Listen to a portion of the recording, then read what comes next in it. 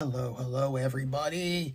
It is Saturday morning, and instead of doing my usual Stippling Saturday video at the bar, because we're having the car worked on right now, I would thought that I would do a kind of, not like a flip through, but I wanted to show you guys some of the books that I got signed over in the month of June, starting with the HeroCon. It was weird, just how the stars fell. First, there was Heroes Con, followed by the following weekend, Garden State, with the following weekend being Hershey. So I did 3 Comic-Cons in a row. Wasn't on my bingo card, guys, but I figured I would use this opportunity. And I wanted to do a video like this for a while, but since we're having the car worked on right now, I thought I'd use the opportunity, instead of doing a stippling video at the bar, show you guys some of the stuff that, I guess you could say, the highlights from going to the shows. So the first one, this was actually the first book I had signed at Heroes Con. It was by Mark Guggenheim. And this was, remember when they did the Battle World and they were doing all the different miniseries?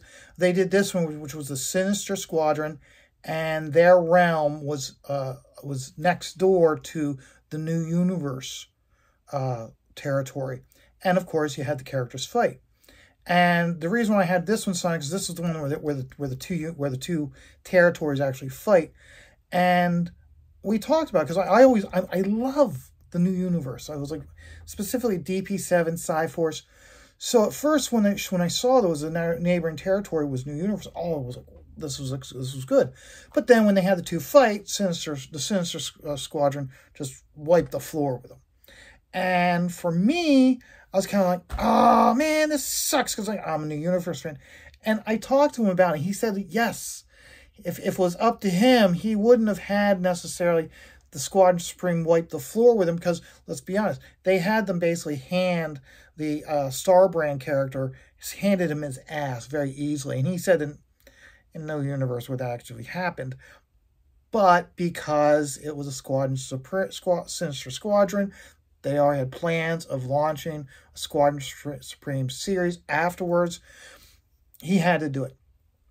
And I thanked him for picking the not so popular characters from the New Universe line. He had them like the Kickers Incorporated characters, and actually a lot of the people in the territory were wearing the Kickers Incorporated outfit. Mark Hazard, he got his ass handed to him by Nighthawk, and then Supreme defeated not the revamped Spitfire, but the original Spitfire armor. So we just got a nice long conversation going. Like I said, the biggest thing was how I thanked him for not including Cyforce and not including DP7. And as I'm telling him this, he's nodding his head like, yeah, I didn't want to touch those characters. I was not going to have them included at all, because he also agrees. And I told him, of course, my story about how with DP7, just the storytelling. As I'm explaining this about with DP7, he's not in saying, man, you really are a DP7 fan, because you really know your ins and outs of those characters. I'm like, yeah, I am. So it was great. And like I said, right after having him sign this, as I'm talking to him, Miss Stippling walks off. And I look, and after I'm done having him sign it, I'm like, where the hell is she? And I look through the crowd walking back and forth, and there she is, grinning from ear to ear. And I'm like, why is she grinning from ear to ear? And then as I'm getting closer, I realize she's standing right next to Billy Tucci. So it's the start of the show was perfect.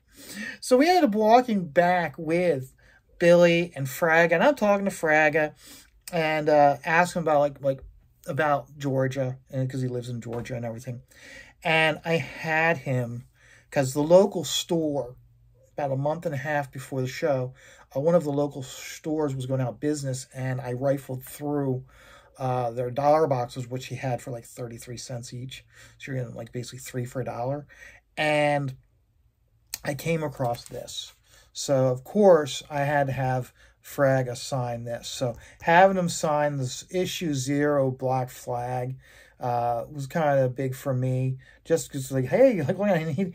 And I didn't get the chance because Platt was there, but he was busy. And plus, also, he was in the area with a high, I would say, the creators that were anticipated to have big draws.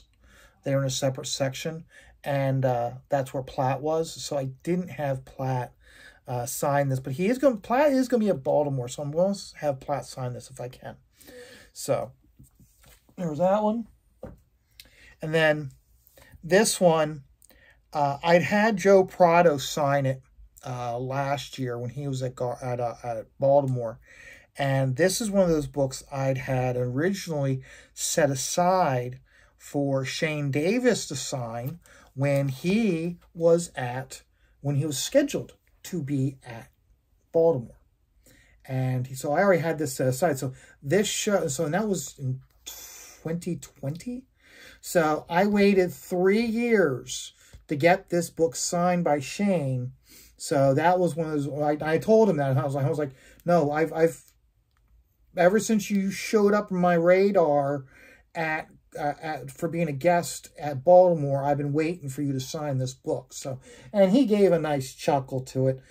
This is early in his career, and this is one of those. And I had him actually. He did 3 issues of this run of Justice League of America, along with numerous covers. So, but I had him sign all 3 of those issues, specifically because Justice League of America, as everybody knows, is one of my favorite teams. In fact, Justice League of America, the original run with George Perez doing issue 200, along with covers prior to 200 and covers after 200. Those were the first issues I ever bought of superhero comics.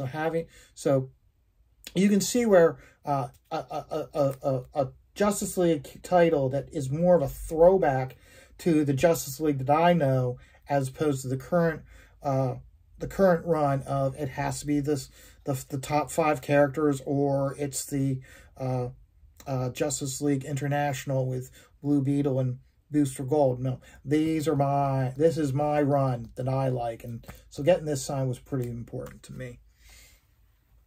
And then afterwards, another character who at the time I did not realize was going to be at Baltimore. He's like an annual attendee at HeroCon. So I was like, might be the only chance I get to see him. And let's be honest, I don't want to put all my eggs in one basket and say, oh, I'll get him in Baltimore, and then he cancels. So Steve Epting. Steve Epting, and he introduced Deathcry in this issue. Deathcry was one of my favorite Avengers, new characters.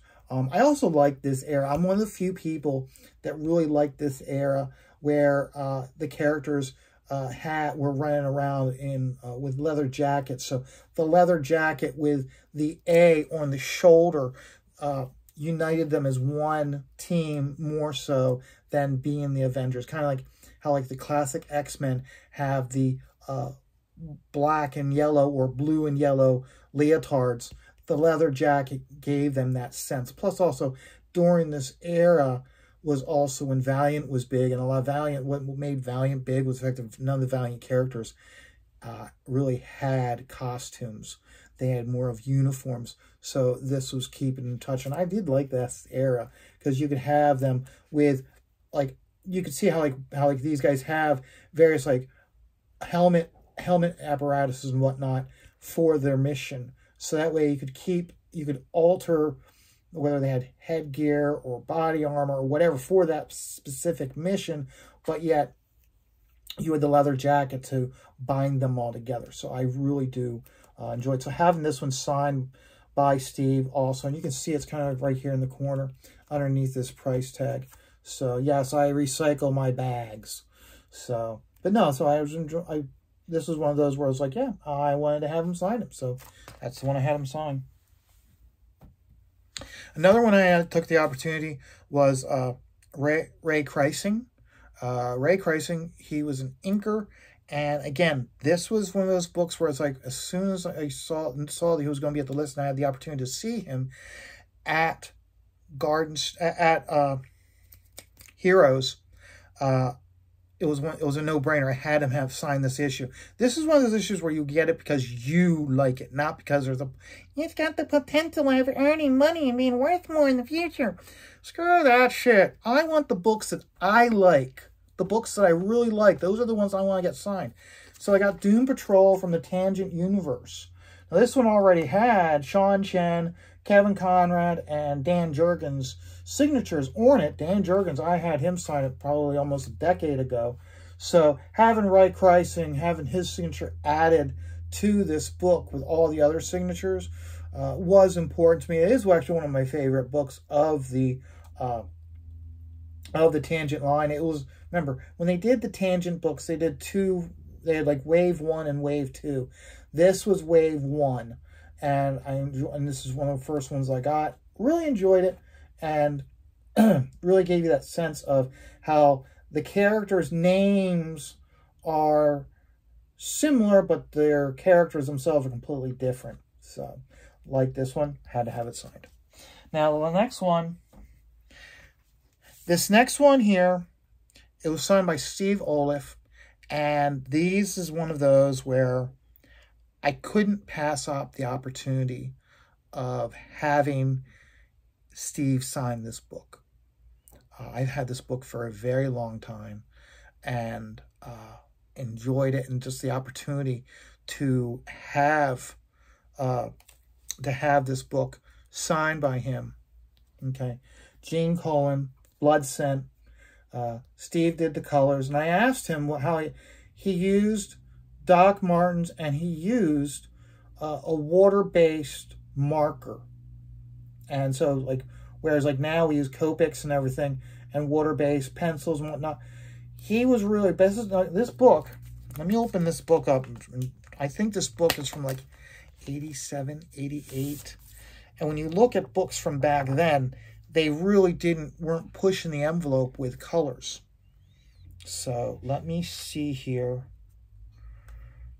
Okay, I gotta find the indicia, which the indicia must be in the back of this book. Okay. Let's see here. Sorry, I didn't do any planning to... Here it is. Here's the indicia. Okay, October 1988. Okay. And let me just randomly open this up for you guys to see. This is the artwork. Okay. And it's Gene Colan did the pen. It's just his pencils. He didn't ink it. It's just very well done pencils. And then Steve went in with his colors. And you take a look at it. Okay. You can see, like I said, relatively using flat colors, but still there's a depth to them. So it has that sense of watercolor. So just could not pass up the opportunity to have Steve sign this book when it came out in 1988. Like I said, if you look up any other book in 1988 and open it up, it just got flat colors. It doesn't have that depth.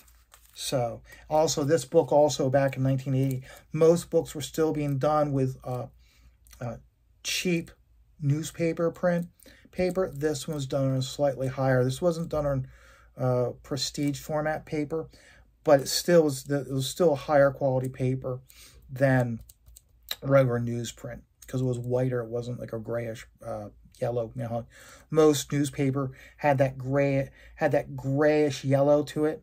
Okay, this one did not. So very excited to have that one signed. And then so, 3 more books. Of course, this one here was the trade paperback of the Aliens book, done by Mark Nelson, or Mark A. Nelson. So couldn't pass up the opportunity to have him sign this book. So this was another one. Again, duo shade. All the artwork was done in duo shade, so it was really different from all the other books being done back then for me. So also, This one here went much in depth. This one I felt was much better as a sequel to Aliens than the movie we got. This was much more in par with the action adventure, with that horror element that the movie had. So, okay. So I have two other books, or well, two other artists. Okay. Now this one here, I'm going to show you. I don't have a problem showing you guys because I haven't lived at this address in a very long time, and Steve Mannion hasn't lived at this address in a long time. Okay, I got this. I've had this for a long time. Steve Mannion, I knew Steve's father. Okay, we both worked at Sears up at a Rockaway Mall in North Jersey. And Steve had the Captain America Sentinel of Liberty issue that he had to do. And in it had the writer was putting in the scripts, was referencing the X-Files movie. And his father was talking about how, like, he doesn't have time to watch movies. He doesn't watch movies. He doesn't have time to go out and watch this movie or whatnot. And I'm like, I have there on VHS or VHS tape. Do you want it? So I gave it to him to give to his son. And in the course of him doing the job, I went back to Pennsylvania. So I completely forgot about, well, here I got this in the mail. I got this envelope in the mail with not just the movie that he was returning to me, but as a thank you, he gave me these books, okay? He did 3 of them. One was Strange Pirate Tales, okay? One was Strange Battle Tales and Strange Fairy Tales, okay? Each book is an anthology of short stories with characters he created. Again, it's not my cup of tea. It's not my cup of tea. You wouldn't see me ever doing this book on my own, or even let's put it this way, it'll be arduous for me to do a book like this in the fairly like super expressive, more of a simplistic style. He can do it, and he does a great job. And I was like, got these books. I'm like, oh wow, these are cool. And then along with that, here he had also, when he'd sent them to me, he had sent me photocopies of some of these pages. Okay? So you can see where they've got that Wally Wood feel to them. Okay? So he gave me these pages he'd photocopied and sent them. So I've had them since probably, let's see if we can,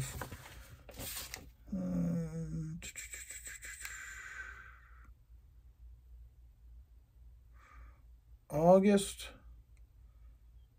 30th. I don't see a date posted on this. I don't see a date on this, but still, okay. I've had this for a very long time. So when I saw that he was going to be at the show, I was like hell-bent to have him sign these issues and to tell him the story. We were walking around. I was like wanting to walk down to where he was, and he wasn't there. And so I walked up to the table, and they're like, no, he's not here. I'm like, okay. Went, saw some other artists, made my way back. No, he's not here. He went out to have a cigarette. I'm like, okay. How's the days going? Going to get more signatures from other artists. Make our way back to that end of the convention hall. And they go, no, he went back to his hotel room. We don't know if he'll be back for the rest. He'll be back for the rest of the day. I'm like, son of a bitch. Every single time I walk by his table, he wasn't there. And it's towards the end of the show, and I'm like, I got to give it one more chance. I got to give it one more chance. I go back, and he's there. He's at his table. I was so excited. So I went, had him sign these, had him sign, and I actually, in the bag, I had the Captain America Sentinel of Liberty that he had sent me. So I had that one from the sign, because that's the one that started it all. That's what's got the gears rolling. And so and he was like, wow. And he said he hadn't seen these in a long time. So even though he's doing a book called Fearless Dawn, and it's relatively along the lines of this, okay? When I showed you that image of that girl with the wingbat helmets, he's doing stuff like that. So it was really neat to show him these books, to tell him the story, and to have him sign these. And he then signed the pages themselves. So just overall, that made it really exciting for me, was to have him sign these books. So these were all but the last books I had signed at the show. And the show's coming to a close, almost over for that day. And I said to Miss Stippling, I go, well, let's go back to say goodbye to Billy. We're going back, and I'm turning down into the aisle where everybody's set up. And who's standing there right in the middle but Marcus? And he damn near knocks 3 people over trying to get to me. Or maybe it was 5. He knocked a lot of people over. Gave me a big bear hug, and we were talking. And I gave him, hold on one moment. I gave him a copy of my ash can of Scat Investigators, okay? And he stands there, and I hand it to him. He goes, man. He goes, okay. He goes, I got something for you too. This is his first comic book, Captain Courageous.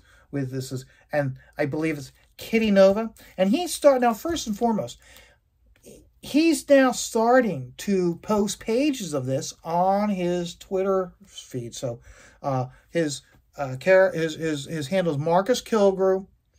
He's on Twitter, and he's been posting pictures, and he jokes that Aaron Lopresti is ripping off his character Kitty Nova in his book. So he gave me this. It's probably one of the last copies he was able to give out, because he doesn't have any more. So I got pretty much the last one. I'm very touched that he gave me one of the last copies he has of his comic. And I've gone through it. I mean, it's for me, it's much more sentimental than anything else that he gave it to me. So I'm very happy to have it. This is one, I'm not going to put it on the spinner rack because I don't want to get any creases or dents in the bottom, but this is definitely one that I'm not going to be putting in the spinner rack. I might put it in the comic skate rack and just have it so I can flip through it on a regular basis. So Marcus, I know you watch my videos on a regular basis. Okay, sir, thank you very much. I hope over time you're able to do additional adventures, additional pages, and you're able to get this republished for others to see. Okay, I really do hope you do. So it's a cool story. Thank you very much, sir. While we were there, okay, I didn't really get a whole lot along the lines of like, I didn't buy a lot of books. I was doing more getting signatures. But when we saw Mark Nelson, he had this book, and it was a book that he'd shown Aaron when he was on Aaron Lopresti's channel. And that was Fantasy World Building. Okay. I got this book because I just from what he was showing Aaron on his show, I was like, oh, this, and so what he did when I'm buying it, he gave a signature. He not only did he sign it, he gave me a drawing.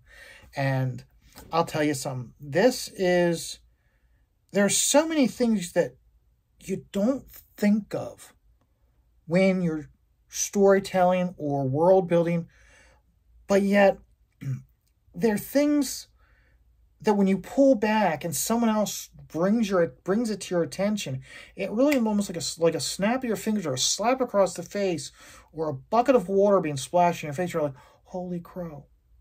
That is so important when you're building your worlds. It doesn't matter whether you're doing a fantasy world or whether it's the story of a person walking down the street to get a cup of coffee from the local convenience store. You're still having to build that world to tell that story.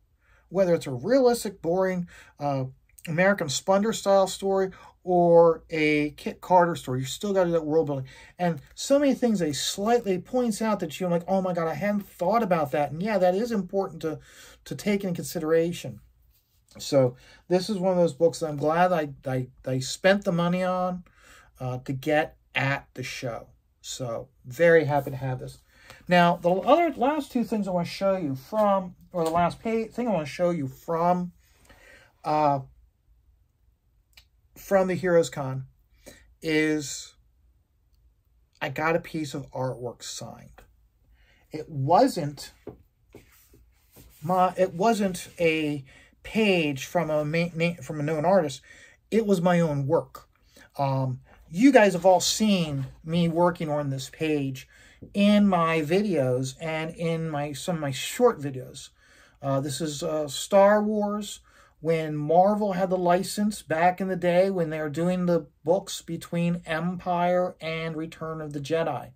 And they introduced a whole bunch of different characters for them to tell their stories.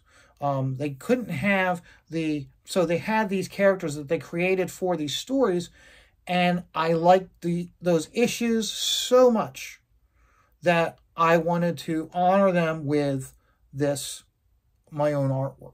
So I did this splash page, and then as I went, and as you can see here at the bottom, right here, okay, I had Ron Friends sign it. And he was really looking at it, and he was like, oh, wow. And I'm like, yeah, you did Kiro, and you did Ellie. It's like, yeah.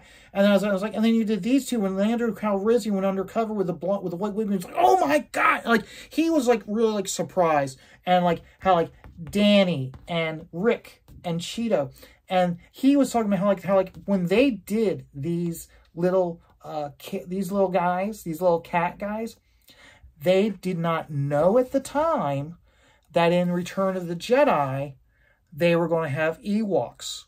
So they had I guess after they first did the first initial issue, when they had them in follow-up issues, I guess Lucasfilm notified them, they had to change the look of the characters a little bit.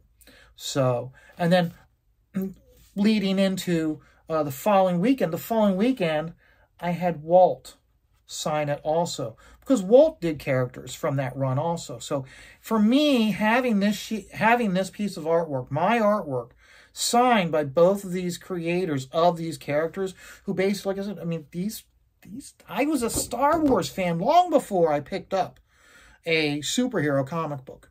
So to have these characters, do this piece of artwork, to have it signed by the creators, it's a big deal to me. So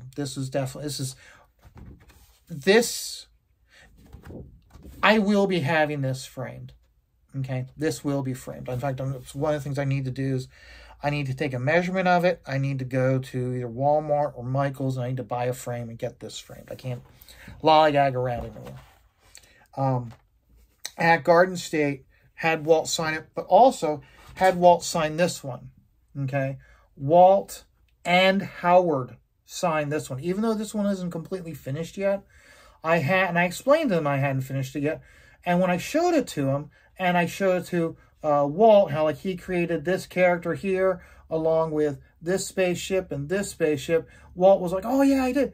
And then how he used these characters when he did that one issue. He did one issue of Star Wars between Star Wars and Empire. And that's what this splash page is, those characters.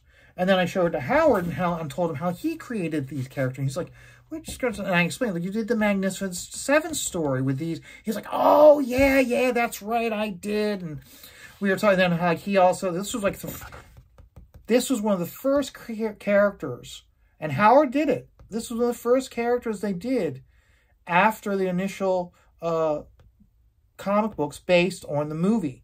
Remember, issues 1 through 6 was based on the movie. Issue 7 was the continuation. This is the character in issue 7. So, again, it was so down at Garden State to have this artwork signed by those two guys. I may even, this spaceship right here, designed by by Michael Golden, I might have him sign this page too. So, but that's Garden State. Garden State, the other thing that happened from Garden State that was really exciting to have signed was, well, not necessarily signed, but an experience, was Vaughn Coleman. He wanted me to, he bought he has like 3 copies of CG Vacation, and he has people sign it, put sketches in, and he was like, I want you to do one. I'm like, okay. And I thought about it. I'm like, let me go around and get some signatures. And I thought about it. I'm like, instead of doing my own drawing, what if I stippled around some of that artwork to like create that atmosphere? And I told him the idea, and he was like, that would be so cool. So I sat down. So they're actually, if you go to Vaughn Coleman's page, you will see, if you go back in his timeline, you'll see an image of me sitting right next to Dan Fraga, stippling away, while 2 other guys at his booth, they were working for him, our work. So he has this image going, I've got all these guys working for me. So that was really cool. The other thing was I got from Garden State was I got Pat Broderick to sign Bronze Star. So wanted to get him to sign this one. Very important to me. So that was also my first time meeting him. And when you see those photographs of him with the white goatee and the big and bushy and the cowboy hat, that's him. That is him to a T. So so when you saw him working, so when you see this book, Bronze Star, you can see where it's one of those, he was in his element, really getting in, and I kind of, you want to get it right. So, but then the following weekend, I was at Hershey.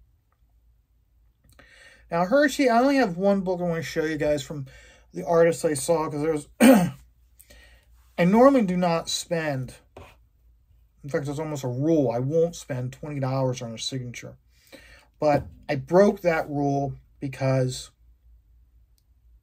this is my favorite series ever done. And if you follow my videos, you know exactly what series I'm talking about. All-time favorites, 32 issues. I love every single issue. In fact, I can guarantee you when I finally get a computer set up with a mic, with a mic and a camera shooting down, along with a camera shooting at me, and I start doing, I'll start doing real like flip through book reviews. This series will be the first series I do. It's DP7, and it's signed by the editor of the book, Jim Shooter. And even though he's just the editor, again, DP7 is my favorite book. I love it so much. In fact, the local store I go to, they had the whole series for, I think it was like $50. And I was so tempted just to buy it, just to have the whole thing, because I'm like, you know when they talk about those people who like back and they just, I know Mel Gibson was in this movie called Conspiracy Theory, and he's one of those like believes in conspiracy theories and whatnot, and they use the Catcher in the Rye as a deviant behavior and whatnot. And like DP7's my Catcher in the Rye. If I see it, I feel compelled that I have to own it, even though I already own it. Okay, so having him sign it and just talking to him about this series and how he really enjoyed the series, he wished it had been given more length. And I told him myself, I said, smartest thing they did was when they canceled 4 of the books and took all those characters and put them into the books that were selling well. They never should have canceled it. They never should have. I thought it was a great series, and I wish they had never canceled the series. So, but this was one of my favorites, and to have him sign it, okay. And another thing, also, reason why I finally I swallowed it and bit the bullet, is because the writer is no longer with us. The penciler is no longer with us. It's so hard to get any of the creatives from this. In fact, the only person I know of who's still around, who I don't know if Beneducci is still around, but Janice Chang, she did all the lettering for she was either the letterist or the colorist. I can't remember which. Okay, she is, but she's out in the West Coast. So unless she shows up at Baltimore, I'm not going to get a chance to see her to have him sign them. So, but no, had to have him sign it. I had to. I just had to. And then, lastly, I went to Wayne Fosher, and he had pages for sale. And he had some pages were as low as $5. And so I went through the $5 pages, and they were called $5 because they're like this, okay? It's like one panel, and he printed it off, started ink it, and then was like, I guess he made a mistake or something, just redid it. So there's this one. There's this one where he started. This one, just one, look, a whole sheet of paper, and it's just one little panel right there. And then this one here, okay? And I bought them, but the reason why I finally was like, ooh, I want them, is full blue line images. I don't know what the book is. Do not care. Don't know who the artist is. Do not care. He printed some blue lines on the back. So, so I was like, oh, I have to. And I showed him what I do. So I will be starting these up soon at the bar. I got to get some of this other stuff done. I really want to start working on these, but I've got to get the other stuff done. So probably won't be till the end of the summer I will start inking these. So like these two here, oops. So like these two here, I will definitely be inking them. And the funny thing is, when I explain it to him, you see how there's some like smudges of inks. And he apologized. He didn't. And I told him, I go, that is an obstacle I need to overcome. So I am looking forward to working on these. And I figure I'll start up with doing like this page here. And you know how I'll do it. How I'll go in and how like they just have the line. I'm going to put the tone in and do all that rendering that I do with the stippling. That like where they just have a few lines and the thicker, thin lines. I'm going to like put like this whole bottom area here is going to be in a tone. So that way the highlight is over here. The highlight is going to be here, here, here, here, and then the rest will be all toned. So you know, I'm going to be all into it. So, but no, I was so excited to get these pages. These pages keep me busy, and like it's not just that page, but I mean, we've got this one where he did that right there, okay, and then I get to do the rest of it. So this will be almost like a jam page, and then I'll finish that up. So I'm gonna have fun with it, okay. So, oh, this says right here, Red Hood 37. So we gotta take a look and see who did the Red Hood 37, and then we'll know who I'm inking over.